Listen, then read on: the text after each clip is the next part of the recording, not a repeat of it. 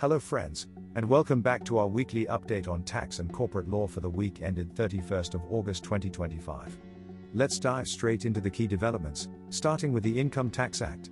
In a significant ruling, a Mumbai tribunal in the case of Hemani Industries Limited versus Principal Commissioner of Income Tax held that deductions under Section 80G can be claimed for eligible donations made from corporate social responsibility (CSR) funds, provided the conditions under Section 80G are fully satisfied. This decision brings clarity and relief to companies contributing to social causes through CSR. Next, in RKM Social Welfare Foundation versus Commissioner of Income Tax, Exemption, Chennai, the tribunal emphasized due process. The commissioner had rejected the registration application under Section 12 AB, alleging the assessee wasn't engaged in charitable activities as defined under Section 215. However, the tribunal found no concrete evidence to support this claim and directed the commissioner to re-examine the activities and decide afresh, reinforcing the importance of evidence-based assessments. In another notable judgment, the Punjab and Haryana High Court, in the case of Panchsheel Textile Manufacturing and Trading Company, P. Limited, ruled that the assessing officer erred in treating shares of VPL as investments while considering other shares as trading stock. The court found this inconsistent and lacking proper reasoning, thereby setting aside the disallowance of interest under Section 36(1)(3). This ruling underscores the need for consistency and rationality in tax assessments. Now, let's move to some important updates under GST law.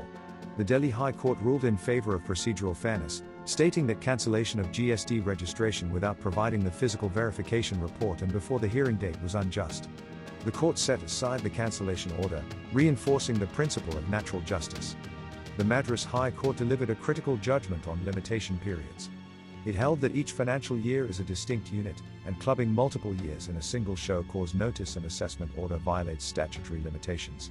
Such composite actions were declared void ab initio, protecting taxpayers from jurisdictional overreach. Meanwhile, the Andhra Pradesh High Court addressed the issue of GST on ocean freight. Following the Supreme Court's ruling that such levy was invalid, the High Court clarified that the limitation period under the CGST Act does not apply to refunds of tax paid under an invalid levy. This decision paves the way for smoother refund processes in such cases. Finally, let's look at some corporate law updates.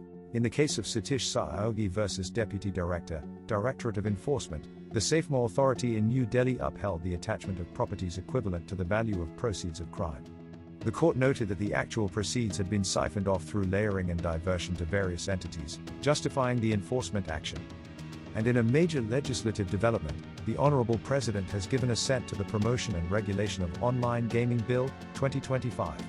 This new law establishes a national framework to promote esports and online social games while strictly prohibiting online money games, their advertisement, and related financial transactions.